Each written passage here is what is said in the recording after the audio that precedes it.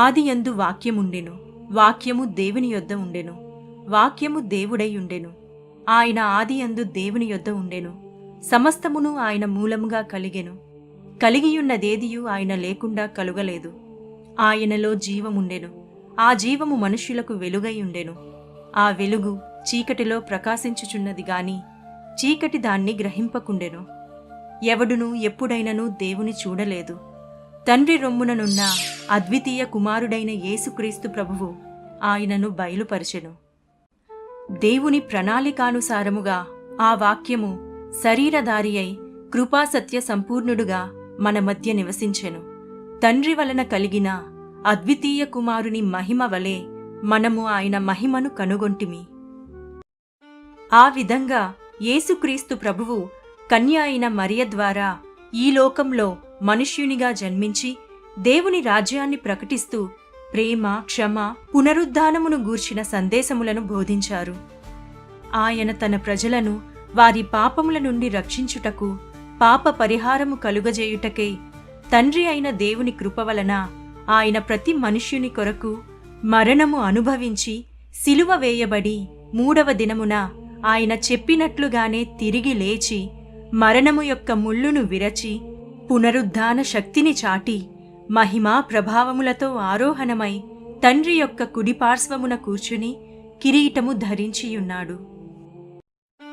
ఆ దినములయందు బాప్తిస్మమిచ్చు యోహాను పరలోకరాజ్యము సమీపించియున్నది, మారు మనస్సు పొందుడని యూదయ అరణ్యములో ప్రకటించుచుండెను. అనేక మంది ఆయన యొద్దకు వచ్చి తమ పాపములు ఒప్పుకొనుచు యోర్దాను నదిలో అతని చేత బాప్తిస్మము పొందుచుండిరి. మారు మనస్సు నిమిత్తము నేను మీకు నీళ్లల్లో బాప్తిస్మమిస్తున్నాను. అయితే నా వెనక వస్తున్నవాడు నాకంటే శక్తిమంతుడు. ఆయన చెప్పులు మోయుటకైనను నేను పాత్రుడను కాను. ఆయన మాత్రమే పరిశుద్ధాత్మలోనూ అగ్నితోనూ మీకు బాప్తిస్మమిస్తాడు.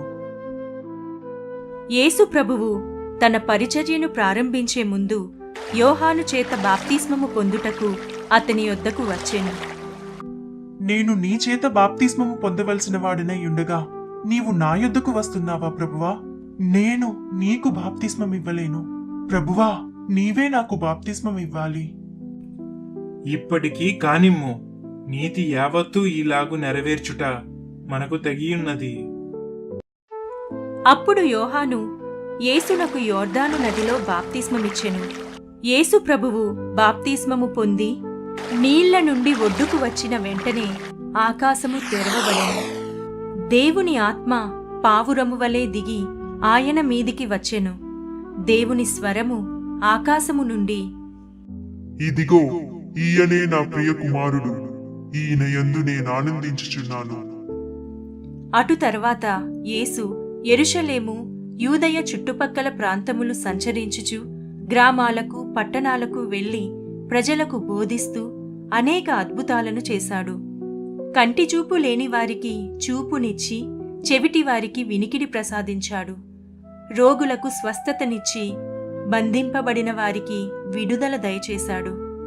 ప్రజలు వేలాదిగా ఆయన బోధనలను ఆసక్తిగా విన్నారు. ఆయన మాటలు వినిన ప్రతి ఒక్కరూ ఆశ్చర్యపోయారు. పేతురు, అంద్రేయ, యోహాను, యాకోబు మొదలగువారు 12 మంది ఆయనకు శిష్యులుగా మారి అన్నిటినీ విడిచి ఆయనను వెంబడించారు. యేసు జనసమూహానికి బోధిస్తూ, ఆత్మ విషయమై దీనులైన వారు ధన్యులు, పరలోక రాజ్యం వారిది. దుఃఖపడువారు ధన్యులు, వారు ఓదార్చబడుదురు. సాత్వికులు ధన్యులు, వారు భూలోకమును స్వతంత్రించుకొందురు. నీతి కొరకు ఆకలి దప్పులు గలవారు ధన్యులు, వారు తృప్తిపరచబడుదురు. కనికరము గలవారు ధన్యులు, వారు కనికరము పొందుదురు. హృదయశుద్ధి గలవారు ధన్యులు, వారు దేవుని చూచెదరు. సమాధానపరుచువారు ధన్యులు, వారు దేవుని కుమారులు అనబడుదురు. నీతి నిమిత్తము హింసింపబడువారు ధన్యులు, పరలోక రాజ్యం వారిది. ఇతని మాటలు దేవుని మాటలే. నిజముగా ఈయనే మెస్సయ్య, ఈయనే క్రీస్తు. ఈయన ఎంత ప్రజాదరణ పొందుచున్నాడో చూసారా? ఇంకా ఎక్కువ మంది తనని రాజుగా అంగీకరిస్తే చాలా ప్రమాదం. మనం ఇలా చూస్తూ ఊరుకుంటే అందరూ ఆయనను విశ్వసిస్తారు. అప్పుడు రోమీయులు వచ్చి మన స్థలమును మన జనమును ఆక్రమించుకుంటారు. పెద్దలు మరియు ప్రధాన యాజకులు యేసు యొక్క ప్రసిద్ధిని చూసి భయపడతారు. ఆయన గొప్ప అద్భుతాలను చేయడం చూసి ప్రజలు ఆయనను రానున్న మెస్సియా ఈయనే అని నమ్మడం చూసి వారు ఆందోళన చెందుతారు.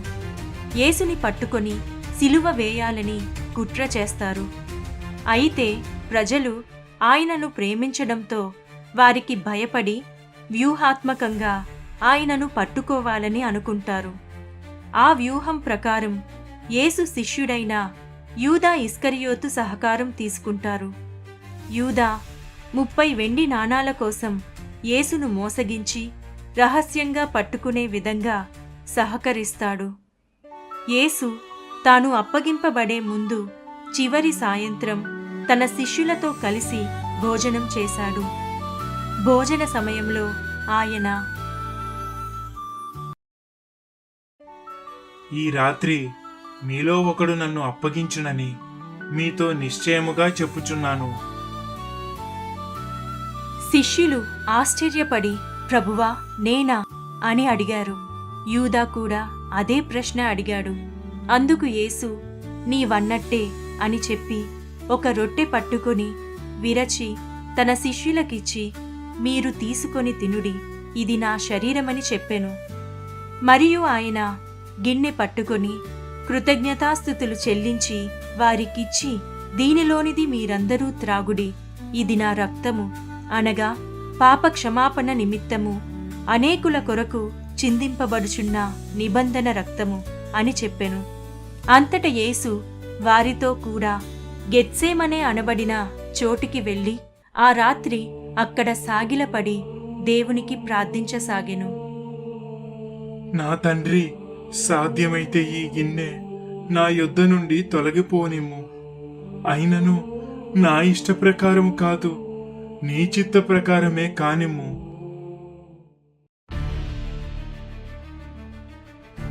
అప్పుడు ఆయన తన శిష్యుల యొద్దకు వచ్చి, ఇదిగో ఆ గడియ వచ్చియున్నది, మనుష్య కుమారుడు పాపుల చేతికి అప్పగింపబడుచున్నాడు అని చెప్పెను. అప్పుడు ఇస్కరియోతు యూదా సైనికులను తీసుకొని వచ్చి యేసును ముద్దు పెట్టుకొని ఆయనను అప్పగించెను.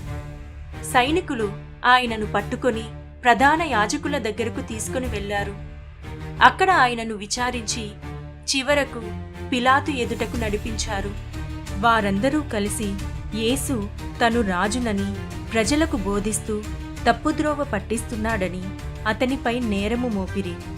పిలాతు యేసులో తప్పు కనుగొనలేకపోయినా ప్రజల ఒత్తిడితో ఆయనను శిక్షించమని నిర్ణయించాడు. యేసుని హింసించడానికి మొదట కొరడాతో కొట్టించారు, అవమానించారు. ఆయన తలపై ముళ్ళ కిరీటం పెట్టి, ఇదిగో యూదుల రాజు అని ఎగతాళి చేశారు. భారమైన సిలువను భుజాలపై ఉంచి కపాలమనబడిన గొల్గోతా అనే స్థలానికి వారు యేసుని తీసుకొని పోయిరి. ఆయన తన సిలువను మోసుకొని వెళ్ళుచుండగా గొప్ప జనసమూహమును ఆయనను గూర్చి రొమ్ము కొట్టుకొనుచు దుఃఖించుచున్న చాలా మంది స్త్రీలను ఆయనను వెంబడించిరి. యేసు వారి వైపు తిరిగి, కుమార్తెలారా, నా నిమిత్తము ఏడవకుడి. మీ నిమిత్తమును మీ పిల్లల నిమిత్తమును ఏడువుడి. కల్వరి కొండపైన ఆయనను సిలువకు మేకులతో కొట్టి వ్రేలాడదీశారు. ఆయనను సిలువ వేసినప్పుడు పగలు 9 గంటలాయెను. మరియు యూదుల రాజైన యేసు అని సిలువకు పైగా వ్రాసి ఉంచిరి. ఆయనకు కుడివైపున ఒకనిని, ఎడమవైపున ఒకనిని, 2 నేరస్తులను ఆయనతో కూడా సిలువ వేశారు.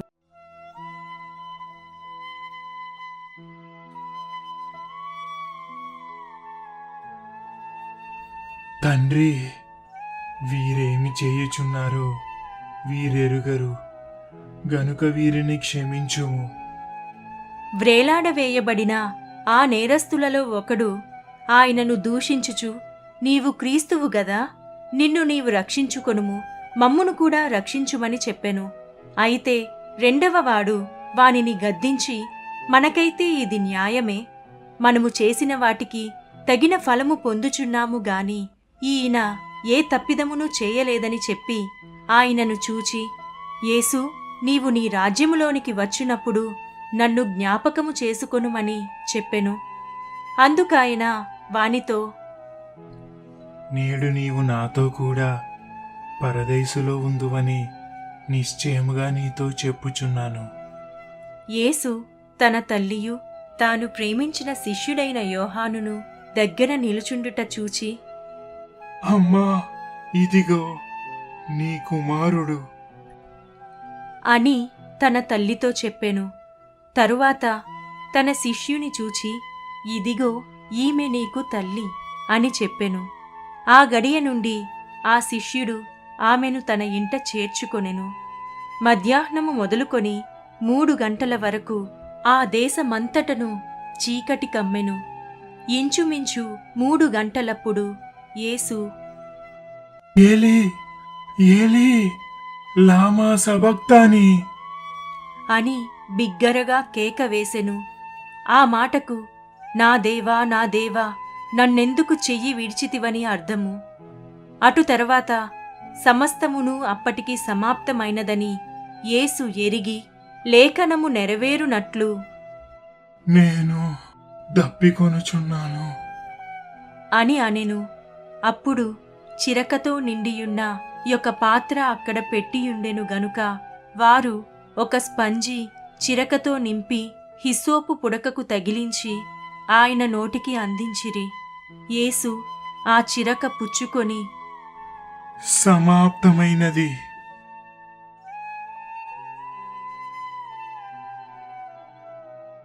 అప్పుడు రమారమి మధ్యాహ్నమాయెను.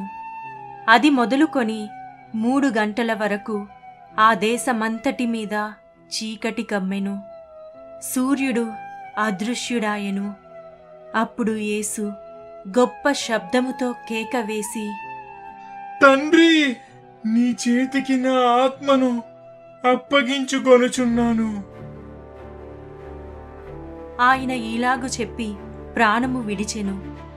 అప్పుడు దేవాలయపు తెర పైనుండి క్రింది వరకు 2గా చినిగెను.